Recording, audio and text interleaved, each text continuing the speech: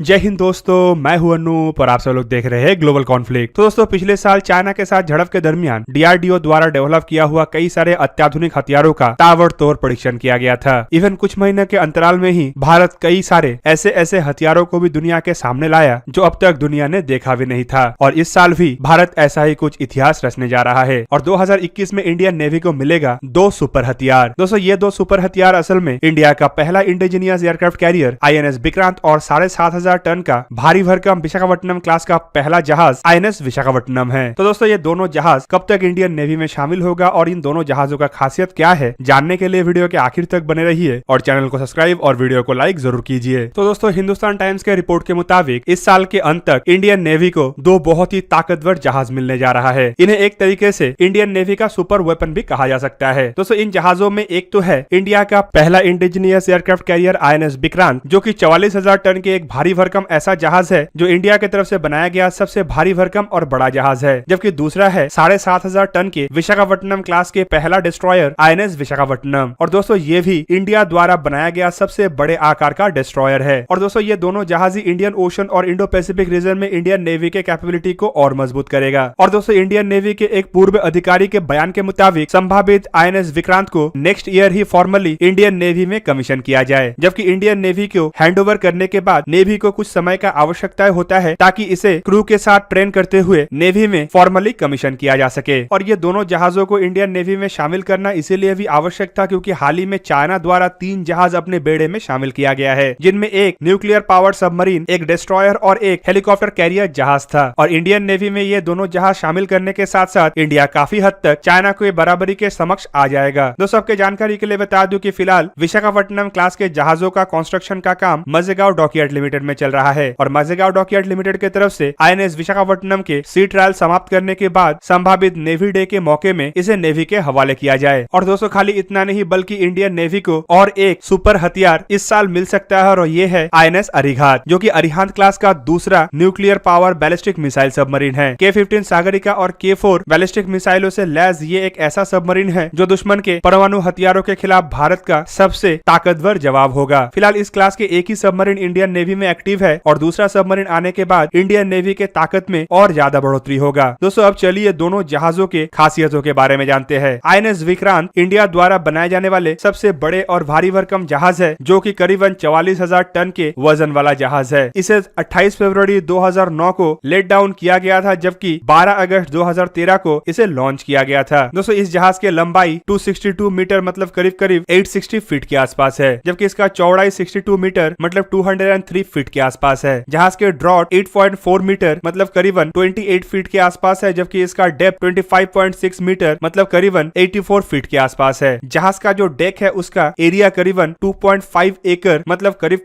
1,10,000 square feet के आसपास है। दोस्तों, जहाज में 4 general electric LM2500 plus gas turbine का इस्तेमाल किया जाता है, जबकि इसके अलावा 2 गियर बॉक्स का भी इस्तेमाल किया जाता है। जहाज को प्रोपल्शन के लिए 2 शाफ्ट का जरूरत पड़ता है और इसके सहारे जहाज का अधिकतम रफ्तार करीबन 28 नॉट मतलब 52 किलोमीटर पर आवर है। INS विक्रांत के रेंज करीबन 8,000 नॉटिकल माइल मतलब करीब 15,000 किलोमीटर है और इसे ऑपरेट करने के लिए 196 ऑफिसर्स और 1449 सेलर्स का आवश्यकता पड़ता है, जिनमें एयर क्रू भी शामिल है। दोस्तों, INS विक्रांत में कई तरीके के आधुनिक सेंसर्स और रडार्स का इस्तेमाल किया गया है, जिनमें ELTA ELM2248 MF start active electronically scanned array multi functional radar शामिल है, जबकि इसके अलावा सेलेक्स RNA 40L 3D L band air surveillance radar भी शामिल है। हथियारों के रूप में जहाज में कई तरीके का आधुनिक हथियारों का इस्तेमाल किया गया है, जिनमें सबसे प्रमुख है इसका एयर डिफेंस सिस्टम। दोस्तों, जहाज में 2 सेट में 32 मतलब टोटल 64 वर्टिकल लॉन्चिंग सिस्टमों का इस्तेमाल किया गया है, जिनके द्वारा 64 बराक 8 सरफेस टू एयर मिसाइलों को लॉन्च किया जा सकता है। जबकि इसके अलावा इसमें 4 76 मिलीमीटर के डुअल पर्पस कैनन का इस्तेमाल किया गया है और जहाज में क्लोज कॉम्बैट के लिए 4 AK-630 close in weapon system का इस्तेमाल किया गया है। दोस्तों, INS विक्रांत के एयरक्राफ्ट कैरिंग क्षमता को अगर देखा जाए तो ये टोटल 36 से 40 एयरक्राफ्टों को कैरी कर सकता है, जिनमें फिक्स्ड विंग एयरक्राफ्टों के अलावा हेलीकॉप्टर भी शामिल है। दोस्तों, फिलहाल इनिशियली INS विक्रांत में MiG-29K एयरक्राफ्टों का ही इस्तेमाल किया जाएगा और INS विक्रांत ऐसे 26 एयरक्राफ्टों को कैरी कर सकेगा, जबकि इसके अलावा हेलीकॉप्टर के रूप में इसमें 10 या उससे थोड़ा अधिक हेलीकॉप्टरों को कैरी किया जा सकेगा। और इन हेलीकॉप्टरों के बेड़े में Kamov KA-31 airborne early warning and control helicopter, Westland Sea King anti submarine warfare warfare helicopter और हिंदुस्तान एरोनॉटिक्स लिमिटेड की तरफ से बनाया हुआ ध्रुव हेलीकॉप्टरों का इस्तेमाल होगा, जबकि फ्यूचर में इसके एयर विंग में काफी ज्यादा तब्दीली किया जाएगा, जिनमें MiG-29 एयरक्राफ्टों को indigenous twin engine deck based fighter एयरक्राफ्टों से रिप्लेस किया जाएगा, तो Westland Sea King anti submarine warfare हेलीकॉप्टरों को अमेरिका से खरीदे जाने वाले MS-60R रोमियो हेलीकॉप्टरों से तब्दील किया जाएगा। दोस्तों INS विक्रांत के जैसे INS विशाखापट्टनम भी इंडियन नेवी के काफी ताकतवर हथियारों में से एक है। दोस्तों INS विशाखापट्टनम असल में प्रोजेक्ट 15B मतलब विशाखापट्टनम क्लास के अंतर्गत बनाए जाने वाले पहला स्टेल्थ गाइडेड मिसाइल डिस्ट्रॉयर है। और दोस्तों प्रोजेक्ट 15B के तहत इंडियन नेवी के लिए टोटल 4 ऐसे जहाजों का निर्माण किया जा रहा है, जिनमें से ये जो पहला जहाज INS विशाखापट्टनम है, इसे 12 अक्टूबर 2013 के दिन लेट डाउन किया गया था और 20 अप्रैल 2015 में इसे लॉन्च किया गया। दोस्तों विशाखापट्टनम जहाज के वजन करीबन 7500 टन है और इसका लंबाई 163 मीटर मतलब करीब करीब 535 फीट के आसपास है। जहाज का ड्राफ्ट 6.5 मीटर मतलब 20 फीट है और इसमें पावर सप्लाई के लिए combine gas and gas system का इस्तेमाल किया गया है। दोस्तों INS विशाखापट्टनम का स्पीड 30 नॉट मतलब करीब करीब 56 किलोमीटर पर आवर है और इसका रेंज 4000 नॉटिकल माइल मतलब करीबन 7400 किलोमीटर के आसपास है। ऐसे बड़े आकार के जहाज को ऑपरेट करने के लिए 300 क्रू मेंबर का आवश्यकता होता है, जिनमें 50 ऑफिसर और 250 सेलर शामिल होते हैं। दोस्तों विशाखापट्टनम में भी कई तरीके के आधुनिक सेंसर्स और रडार का इस्तेमाल किया गया है, जिनमें इसराइल के IAI के द्वारा निर्मित ELM-2248 MF star S band active electronical scan array multi functional radar शामिल है। इसके अलावा थेल्स के तरफ से डेवलप किया हुआ LW08D बैंड के एयर सर्च रडार और भारत इलेक्ट्रॉनिक लिमिटेड के तरफ से बनाया हुआ हमसा NG बो सोनार और भारत इलेक्ट्रॉनिक का ही नागिन नामक एक्टिव टो एरे सोनार शामिल है। हथियारों के रूप में INS विशाखापट्टनम में खतरनाक से खतरनाक तरीन हथियारों को जोड़ा गया है, जिनमें 8 सेल वाला 4 वर्टिकल लॉन्चिंग सिस्टम ऐसा होता है जिसके द्वारा 32 बाराकेड एयर डिफेंस मिसाइलों को लॉन्च किया जा सकेगा, जबकि कई जगहों में यह भी कहा जा रहा है कि बाराकेड के जगह में इनमें बाराकेड ER मिसाइलों को भी लगाया जा सकता है, जो कि बेसिकली 150 किलोमीटर रेंज वाला एयर डिफेंस मिसाइल है, जबकि बाराकेड सिर्फ 100 किलोमीटर तक ही टारगेट को निशाना बना सकता है। एंटी शिप और लैंड अटैक के लिए भी इसमें 8 सेल वाला 2 वर्टिकल लॉन्चिंग सिस्टमों को लगाया गया है, जिनके द्वारा 16 ब्रह्मोस एंटी शिप मिसाइल या भारत के निर्मित अन्य एंटी शिप मिसाइलों को लॉन्च किया जा सकेगा। इसके अलावा इसमें एक BAE सिस्टम द्वारा निर्मित 5 इंच 62 कैलिबर के मार्क 45 नेवल गन का इस्तेमाल किया गया है और क्लोज एयर सपोर्ट के लिए 4 AK-630 close in weapon system को भी इस्तेमाल किया जाता है। जबकि इसके अलावा एंटी सबमरीन वॉरफेयर के लिए जहाज में 4 533 मिलीमीटर के टॉर्पेडो ट्यूब भी लगाया गया है, जिसके द्वारा कई तरीके के अलग अलग हैवीवेट टॉर्पेडो को लॉन्च किया जा सकता है। इसके अलावा जहाज में 2 RVU-6000 anti submarine rocket launcher भी है, जो सबमरीनों को समुद्र के नीचे तबाह करने के लिए इस्तेमाल किया जाता है। जहाज में एयर विंग के रूप में 2 हेलीकॉप्टरों को कैरी किया जा सकता है, जिसमें वेस्टलैंड सीकिंग और हिंदुस्तान एरोनॉटिक्स लिमिटेड का ध्रुव हेलीकॉप्टर शामिल है। और INS विक्रांत के जैसे इन जहाजों के वेस्टलैंड सीकिंग हेलीकॉप्टरों को भी फ्यूचर में MS-60R हेलीकॉप्टरों के द्वारा रिप्लेस कर दिया जाएगा। तो दोस्तों ये था आज का वीडियो। अगर आपको वीडियो अच्छा लगा तो उसे लाइक कीजिए और मेरे चैनल को सब्सक्राइब कीजिए और साथ में बना हुआ बेल आइकन को भी प्रेस कर दीजिए, ताकि आप मेरा वीडियो देख पाए सबसे पहले। जय हिंद।